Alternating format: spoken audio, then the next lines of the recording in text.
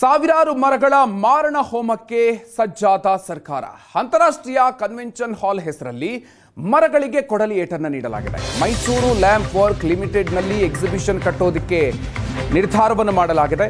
22 ಎಕರೆ ಜಾಗದಲ್ಲಿ convention centre exhibition ನಿರ್ಮಾಣಕ್ಕೆ ಸಿದ್ಧತೆಗಳು ಆಗ್ತಾ ಇದೆ. ಮಲ್ಲೇಶ್ವರಂ ಮೈಸೂರು ಲ್ಯಾಂಪ್ ವರ್ಕ್ಸ್ ಲಿಮಿಟೆಡ್ನ ಕಾರ್ಖಾನೆ ಮರ ಕಡಿದು ಎಕ್ಸಿಬಿಷನ್ ಸೆಂಟರ್ ಹೋಟೆಲ್ ನಿರ್ಮಾಣಕ್ಕೆ ಪ್ಲಾನ್ ರೂಪಿಸಲಾಗಿದೆ. 50 ವರ್ಷ ಬಾಳಿಕೆ ಬರುವ ಅಂಡರ್ಗ್ರೌಂಡ್ ಪಾರ್ಕಿಂಗ್ಗೆ ಕೂಡ ಇಲ್ಲಿ ಸಿದ್ಧತೆಯನ್ನು ಮಾಡಿಕೊಳ್ಳಲಾಗಿದೆ.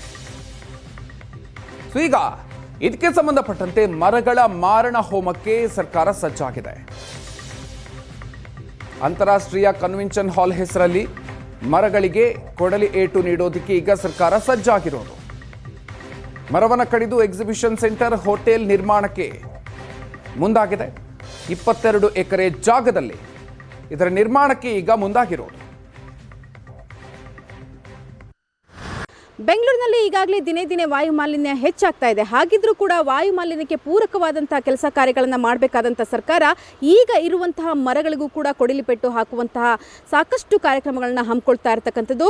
ಸದ್ಯ ನಾವು ಮಲ್ಲೇಶ್ವರಂನಲ್ಲಿರುವಂತಹ ಮೈಸೂರು ಲ್ಯಾಂಪ್ ಲಿಮಿಟೆಡ್ಗೆ ಸೇರಿದಂತಹ ಕಾರ್ಖಾನೆಯ ಸ್ಥಳದಲ್ಲಿ ಇದ್ದೀವಿ. ಇಲ್ಲಿ ನೀವು ನೋಡಬಹುದು ದೊಡ್ಡದಾಗಿ ಮರ ಗಿಡಗಳು ಬೆಳೆದು ನಿಂತಿರ್ತಕ್ಕಂಥದ್ದು. ಆಕಾಶದ ಎತ್ತರಕ್ಕೆ ಈ ಮರ ಗಿಡಗಳು ಬೆಳೆದು ನಿಂತಿದೆ. ಇಲ್ಲಿನ ಸಾವಿರಾರು ಮರಗಳನ್ನು ಬಲಿ ಕೊಡಲಿಕ್ಕೆ ಸರ್ಕಾರ ಮುಂದಾಗಿರ್ತಕ್ಕಂಥದ್ದು. ಅದು ಕೂಡ ಕಟ್ಟಡ ನಿರ್ಮಾಣದ ಹೆಸರಿನಲ್ಲಿ, ಅಂದರೆ ಅಂತಾರಾಷ್ಟ್ರೀಯ ಕನ್ವೆನ್ಷನ್ ಹಾಲನ್ನು ನಿರ್ಮಾಣ ಮಾಡುವಂತಹ ಉದ್ದೇಶದಿಂದ ಈ ಎಲ್ಲ ಮರಗಳಿಗೂ ಕೂಡ ಕೊಡಲಿ ಪೆಟ್ಟು ಬೀಳುವಂತಹ ಎಲ್ಲ ಸಿದ್ಧತೆಗಳನ್ನು ಸರ್ಕಾರ ಮಾಡಿಕೊಂಡಿರ್ತಕ್ಕಂಥದ್ದು. ಸುಮಾರು 22 ಎಕರೆ ಜಾಗದಲ್ಲಿ ಕನ್ವೆನ್ಷನ್ ಸೆಂಟರ್ನ ನಿರ್ಮಾಣ ಮಾಡಬೇಕು ಅಂತೇಳಿ ಬಜೆಟ್ನಲ್ಲಿ ಘೋಷಣೆಯನ್ನು ಮಾಡಲಾಗಿದೆ. ಬಜೆಟ್ನಲ್ಲಿ ಇದಕ್ಕಾಗಿ ಹಣವನ್ನು ಕೂಡ ಮೀಸಲಿಡಿಸಲಾಗಿರ್ತಕ್ಕಂಥದ್ದು. ಅಂತಾರಾಷ್ಟ್ರೀಯ ಕಾರ್ಯಕ್ರಮಗಳನ್ನು ನಿರ್ಮಾಣ ಮಾಡಲಿಕ್ಕೆ, ಕಾರ್ಯಕ್ರಮಗಳನ್ನು ನಡೆಸಲಿಕ್ಕೆ, ಹಾಗೆಯೇ ಬೇರೆ ಬೇರೆ ದೇಶದ ಗಣ್ಯರು ಬಂದರೆ ಉಳಿದುಕೊಳ್ಳಲಿಕ್ಕೆ ವ್ಯವಸ್ಥೆಯನ್ನು ಕಲ್ಪಿಸಲಿಕ್ಕೆ ಈ ಒಂದು ಜಾಗದಲ್ಲಿ ತಲೆ ಎತ್ತಲಿದೆ ದೊಡ್ಡ ಪ್ರಮಾಣದ ಕಟ್ಟಡ ಅಂತಕ್ಕಂಥದ್ದು. ಹಾಗೆಯೇ 10,000 ಜನ ಕೂತು ಎಕ್ಸಿಬಿಷನ್ನ ನೋಡಬಹುದು, ಕಾರ್ಯಕ್ರಮಗಳನ್ನು ನೋಡಬಹುದು. ಅಂತಹ ಒಂದು ದೊಡ್ಡದಾದ ಕಟ್ಟಡವನ್ನು ನಿರ್ಮಾಣ ಮಾಡಲಿಕ್ಕೆ, ದೊಡ್ಡದಾದ ವ್ಯವಸ್ಥೆಯನ್ನು ಮಾಡಲಿಕ್ಕೆ ಸರ್ಕಾರ ಈಗಾಗಲೇ ಪ್ಲಾನ್ ಮಾಡಿರ್ತಕ್ಕಂಥದ್ದು. ಇಲ್ಲಿ ಈಗ ಸದ್ಯ ಕಾರ್ಖಾನೆ ನಡೀತಾ ಇಲ್ಲ.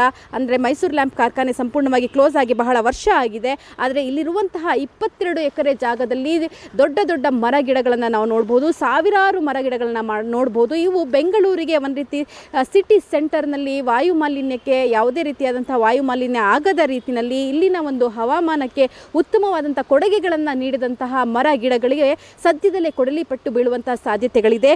PPP ಮಾಡೆಲ್ನಲ್ಲಿ ಇಲ್ಲಿ ದೊಡ್ಡ ಪ್ರಮಾಣದ ಕಟ್ಟಡವನ್ನು ನಿರ್ಮಾಣ ಮಾಡಲಿಕ್ಕೆ, ಅದು ಕೂಡ 3 ಅಂಡರ್ಗ್ರೌಂಡ್ನಲ್ಲಿ 3 ಮಟ್ಟದ ಪಾರ್ಕಿಂಗ್ಗಳನ್ನ ನಿರ್ಮಾಣ ಮಾಡೋದು, ಜೊತೆಗೆ 5 ಸ್ಟಾರ್ ಹೋಟೆಲ್, ಎಕ್ಸಿಬಿಷನ್, ಮಲ್ಟಿಪ್ಲೆಕ್ಸ್ ಹಾಲ್, ಈ ರೀತಿ ದೊಡ್ಡ ಪ್ರಮಾಣದಲ್ಲಿ ಸುಸರ್ಜಿತವಾದಂತಹ ಒಂದು ಅತ್ಯಾಧುನಿಕವಾದಂತಹ ಒಂದು ವ್ಯವಸ್ಥೆಯನ್ನು ನಿರ್ಮಾಣ ಮಾಡಲಿಕ್ಕೆ ಸರ್ಕಾರ ಏನೋ ಸಿದ್ಧತೆ ನಡೆಸಿದೆ. ಆದರೆ ಸರ್ಕಾರ ಈ ಸಿದ್ಧತೆಯ ನಡುವೆ ಬೆಂಗಳೂರಿನ ವಾಯು ಮಾಲಿನ್ಯ ಎಷ್ಟರ ಮಟ್ಟಿಗೆ ಹದಗೆಟ್ಟಿದೆ ಅನ್ನೋದನ್ನ ಮರಿತಾ ಇದೆ ಅಂತ ಅನಿಸುತ್ತೆ.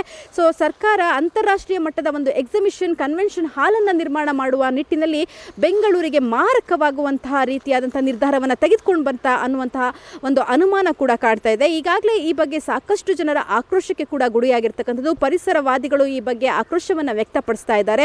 ಹೌದು, ಎಕ್ಸಿಬಿಷನ್ ಬೇಕು, ಅಂತಾರಾಷ್ಟ್ರೀಯ ಮಟ್ಟದ ಒಂದು ಕನ್ವೆನ್ಷನ್ ಹಾಲ್ ಕೂಡ ಬೇಕು, ಆದರೆ ಅದಕ್ಕಾಗಿ ಗಿಡ ಮರಗಳನ್ನು ಕೊಡಲಿ ಬಿಟ್ಟು ಹಾಕುವಂತಹ ಸ್ಥಳವೇ ಬೇಕಾಗಿತ್ತಾ ಅಂತೇಳಿ.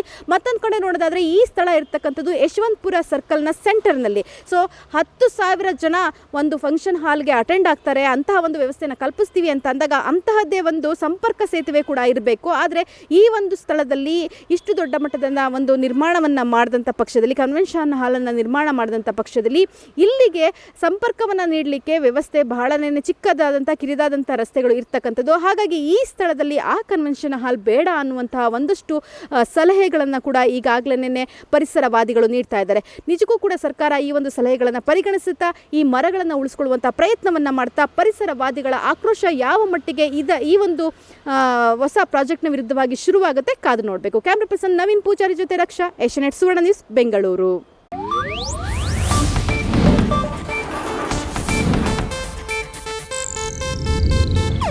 ಇದು ಏಷ್ಯಾನೆಟ್ ನ್ಯೂಸ್ ನೆಟ್ವರ್ಕ್ ಪ್ರಸ್ತುತಿ.